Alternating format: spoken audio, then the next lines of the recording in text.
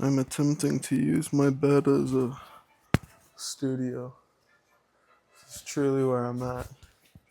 Like, if the future is technology, I should be able to work from my bed, right? Good evening, ladies and gentlemen. It is November 2nd or November 3rd now, I suppose. It's about 1:30 in the morning. And, I was just having some thoughts that I thought I might want to share with you. I think it might be useful to the coming generation. A little bit of wisdom. In this new age, there's so many, things coming at you. You almost don't know what's what's bullshit, what's real, what's good.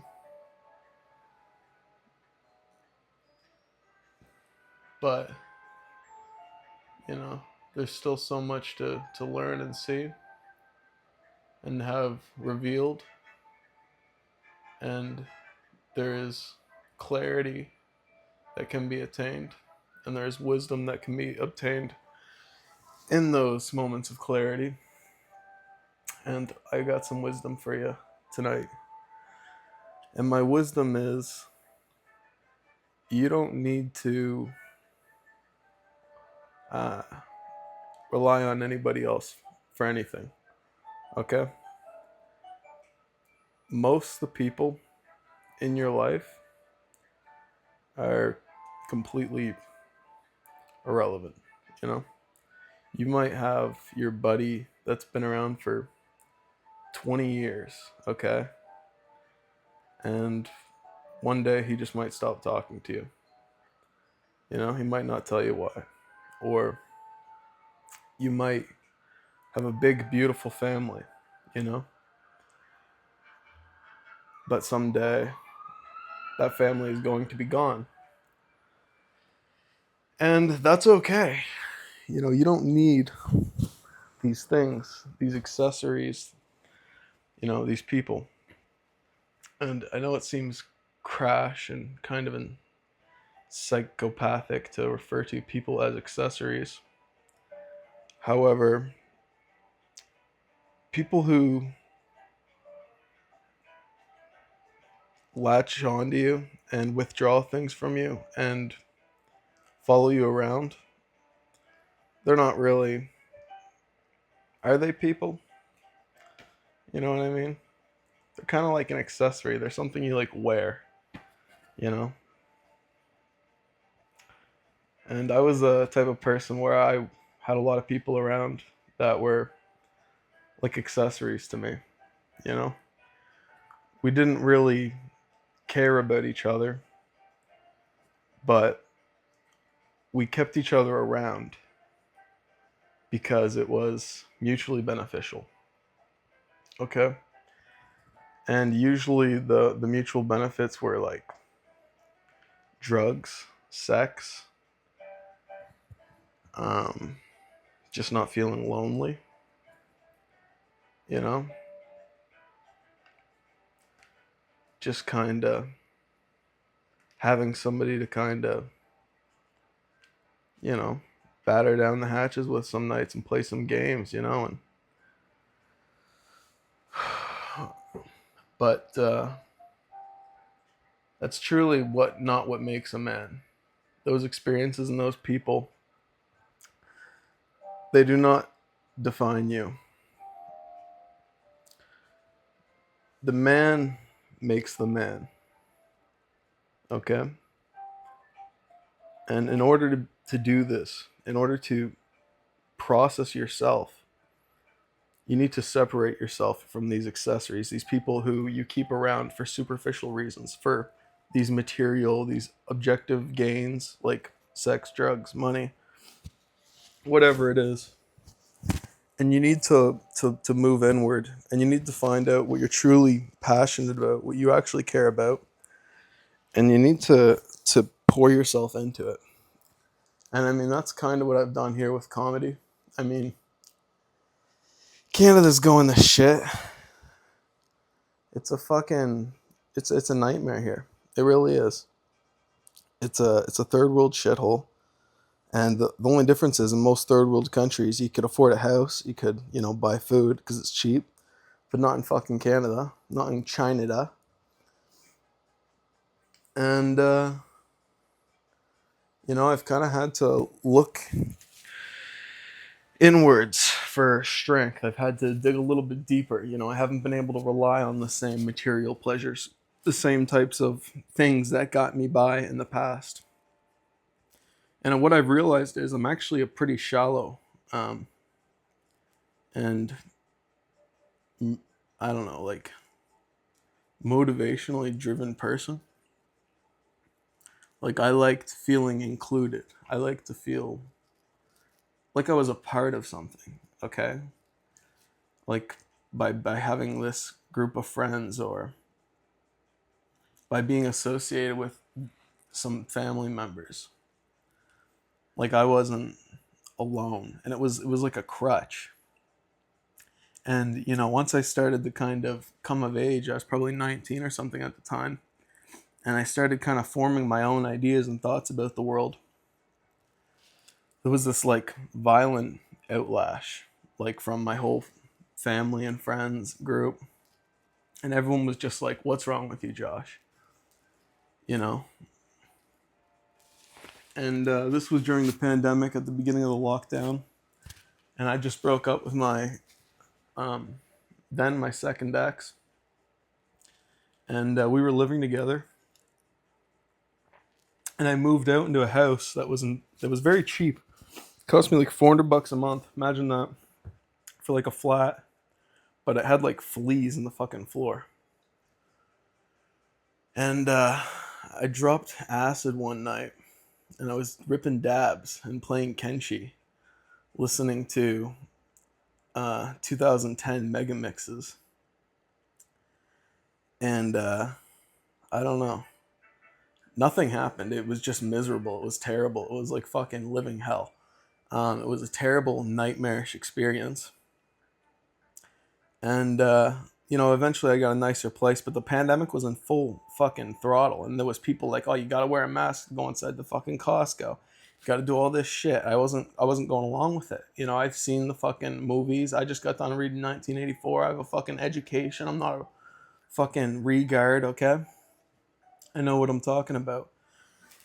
And they wanted us to go along with all this shit, and that just kind of further pushed me away. Like I was already on this path where I was being separated, and this further pushed me away. This is like 2020, and I ended up saying, "Fuck it, I'm moving to Toronto. I'm gonna pursue my dream of comedy. Fuck business."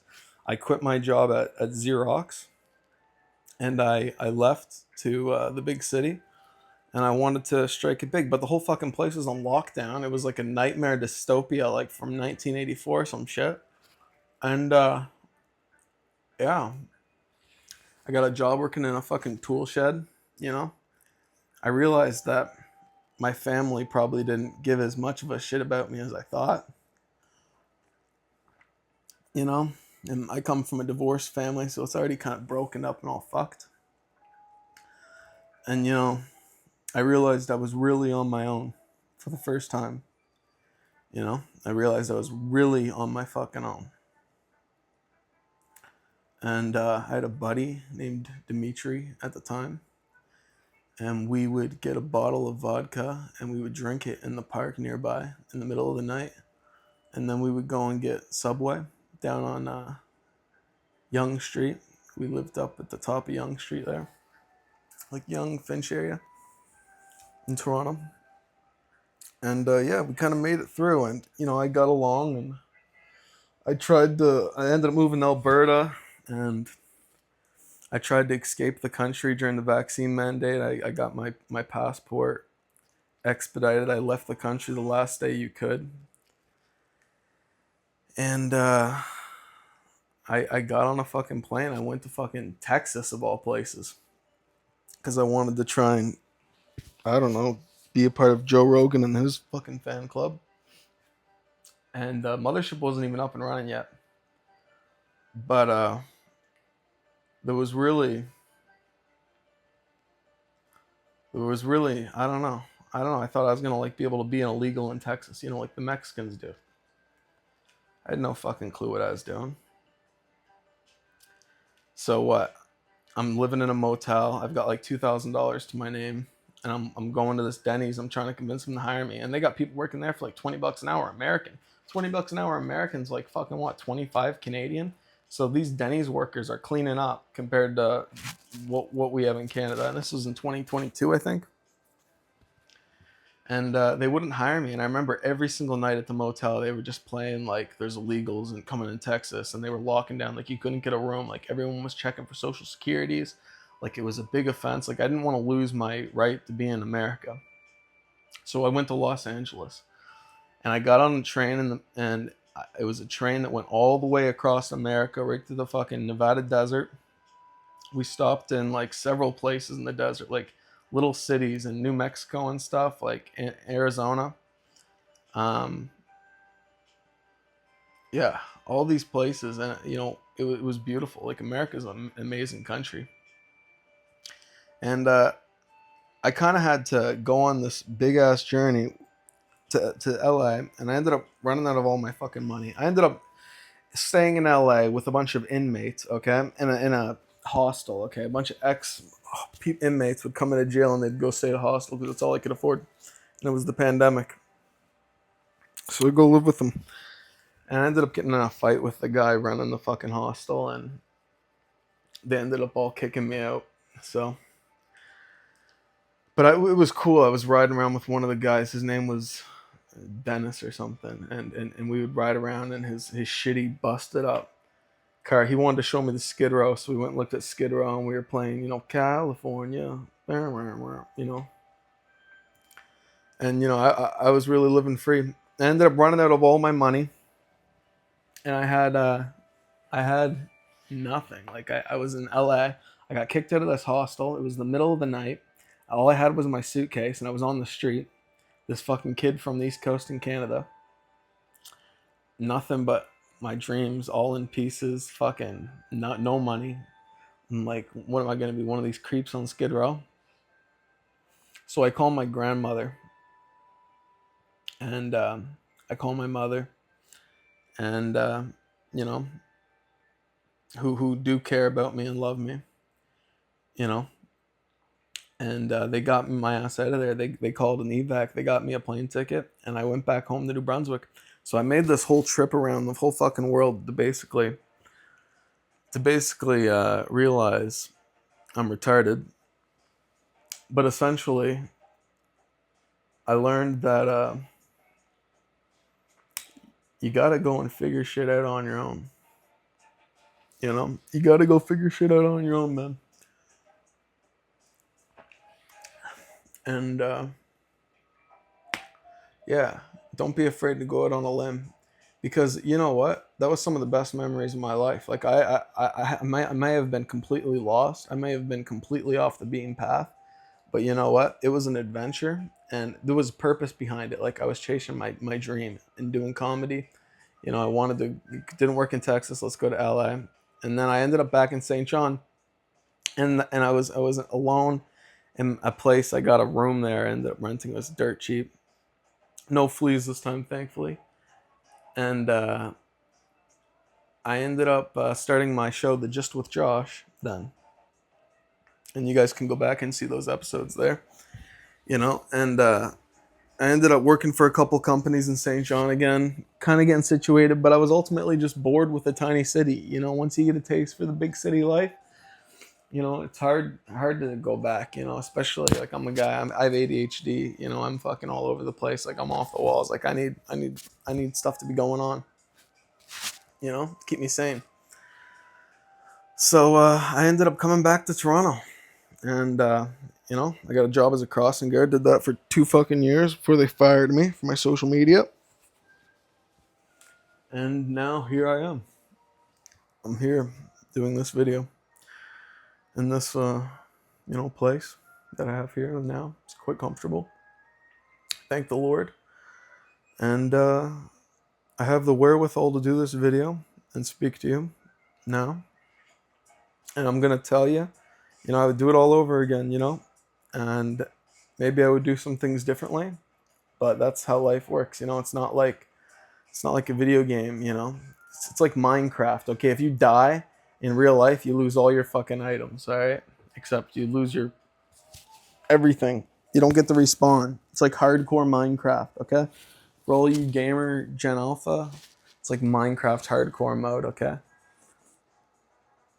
I'm glad that the video game industry has pretty much stalled and failed to make, any new good games, and that Minecraft is still like the monolith and Roblox. So like I'm able to relate to younger folks, over fucking Minecraft and Roblox. I'm 26 years old. Jesus Christ, I'm gonna be 30 something playing Minecraft. What am I God? What am I doing with my life? I love Minecraft. My God, I have such a beautiful home in Minecraft. You know, it kind of makes up for my lack of sustenance in real life here in Canada. Having a nice home in Minecraft, it makes me feel better about my situation. So if you live in Canada and you wish you could afford a home and raise a family, go build a house in Minecraft. All you got to do just go punch a couple trees down, build a house in Minecraft, fucking go find some dogs. You know what I mean? And then once we all get tired of that, we can go and overthrow the dictatorship. Just kidding. But we probably do got to do something at some point. I don't know what's going on with. I think we need Trump to come and save us. I don't know. I'm trying not to get censored here. I don't know if the government's gonna send cops to like raid me for speaking my mind. So I don't know, because that's a thing now. Fucking knock on wood. Hopefully, I'm not. Don't even worry about that shit. But you gotta nowadays. You gotta be careful. We're in the end game. You know what I mean? Nick Fuentes is gonna become the emperor of the fucking galaxy, and we're all gonna have to become super soldier Nazis and fight everybody that isn't a part of the American First Uniparty, essentially. So get ready for that, folks. Anyways, I guess my point is get rid of the fucking leeches in your life. Go be alone. Find yourself. This is if you're a man. If you're a woman, go fuck yourself. I don't care what you do. Get yourself a nice big fucking dildo. Have a fucking field day.